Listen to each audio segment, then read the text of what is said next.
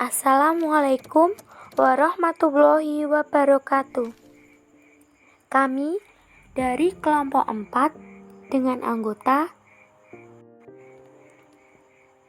saya Sisna Setia dan teman saya Irawati dan Trikaswati akan mempresentasikan tentang teori belajar penemuan. Teori belajar penemuan menurut Jerome Bruner. Menurut Jerome Bruner, teori belajar penemuan atau discovery learning adalah model pengajaran yang dikembangkan berdasarkan prinsip-prinsip konstruktivis. Di dalam proses belajar Bruner lebih mementingkan partisipasi aktif dari setiap siswa dan mengenal dengan baik adanya perbedaan kemampuan. Menurut Jerome Bruner, belajar melibatkan 3 proses yang berlangsung hampir bersamaan, yakni yang pertama, memperoleh informasi baru. Yang kedua, transformasi informasi. Dan yang ketiga, evaluasi.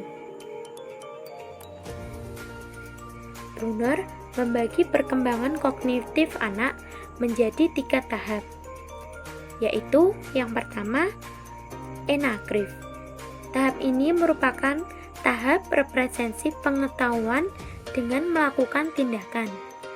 Pada tahap ini, anak dalam belajarnya menggunakan atau memanipulasi objek-objek secara langsung. Dengan cara ini, anak akan mengetahui suatu aspek dari kenyataan tanpa menggunakan pikiran ataupun kata-kata. Yang kedua, ikonik. Tahap ini merupakan tahap perangkuman bayangan secara visual. Pada tahap ini, anak melihat dunia melalui gambar-gambar atau visualisasi.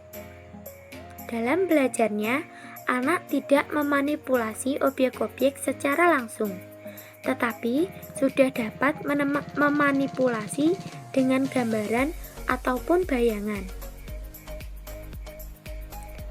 Yang ketiga, simbolik. Pada tahap ini merupakan tahap memanipulasi simbol-simbol secara langsung dan tidak lagi menggunakan objek-objek atau gambaran objek. Pada tahapan ini, anak memiliki gagasan-gagasan abstrak yang banyak dipengaruhi gagasan dan logika. Menurut Jerome Bruner, model penemuan atau pengajaran penemuan dibagi menjadi 3 jenis. Yang pertama, penemuan murni. Pada pembelajaran dengan penemuan murni, pembelajaran terpusat pada siswa dan tidak terpusat pada guru. Yang kedua, penemuan terbimbing. Pada pengajaran dengan penemuan terbimbing, guru mengarahkan tentang materi pembelajaran. Bentuk bimbingan yang diberikan guru dapat berupa petunjuk, arahan, pertanyaan atau dialog, menyimpulkan sesuai dengan rancangan guru. Yang ketiga, penemuan laboratori. Penemuan laboratori adalah penemuan yang menggunakan objek secara langsung, dengan cara mengkaji, menganalisis, menemukan cara induktif, merumuskan, dan membuat kesimpulan.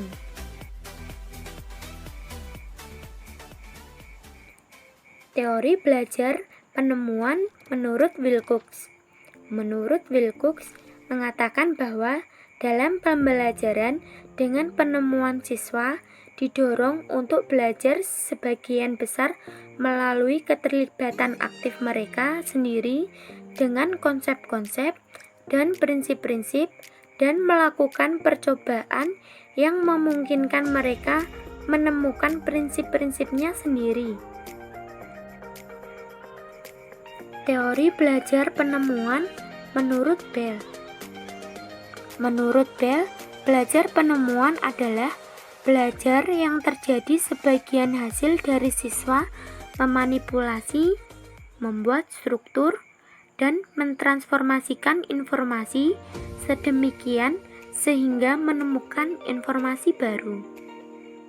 Dalam belajar penemuan, siswa dapat membuat perkiraan, merumuskan suatu hipotesis, dan menemukan kebenaran dengan menggunakan proses induktif atau proses deduktif, melakukan observasi, dan membuat ekstrapolasi.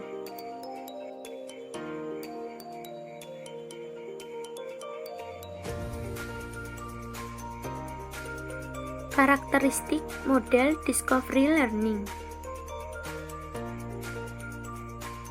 Yang pertama, mengeksplorasi dan memecahkan masalah untuk menciptakan, menggabungkan, dan menggeneralisasi pengetahuan. Yang kedua, berpusat pada siswa. Dan yang ketiga, kegiatan untuk menggabungkan pengetahuan baru dan pengetahuan yang sudah ada.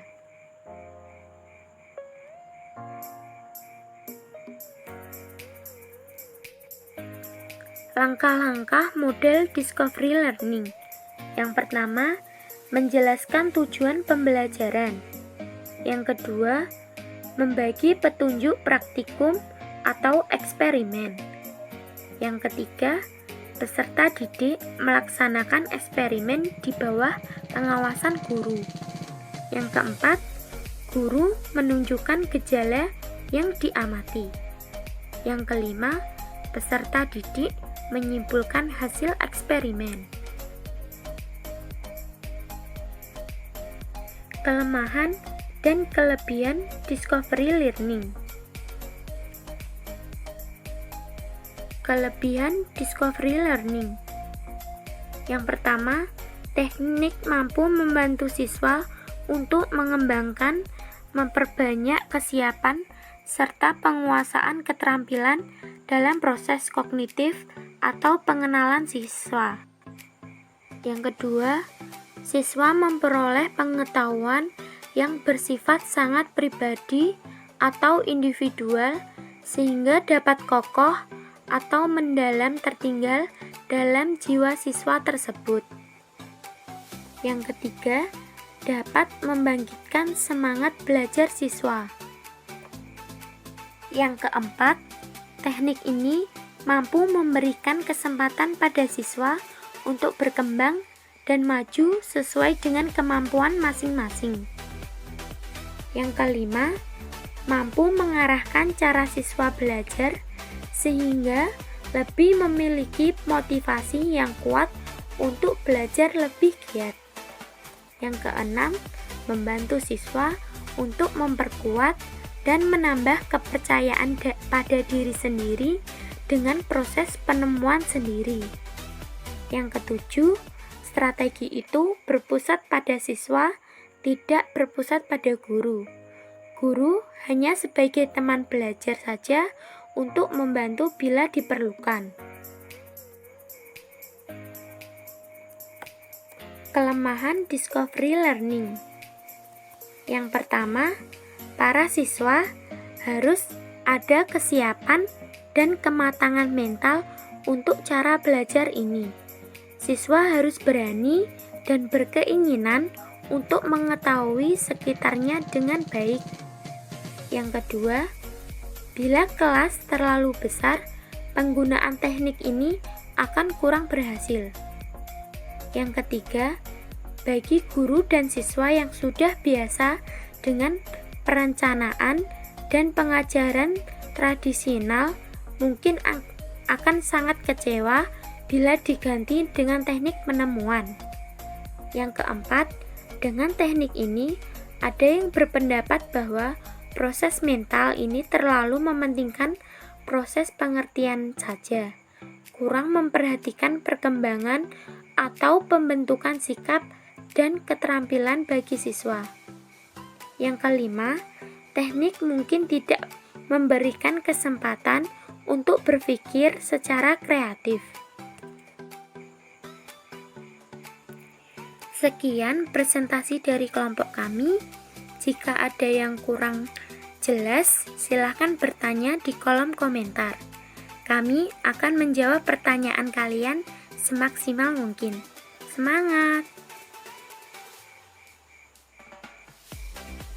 Saya tutup presentasi kali ini.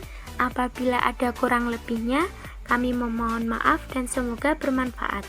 Wabillahi taufiq wal hidayah. Wassalamualaikum warahmatullahi wabarakatuh.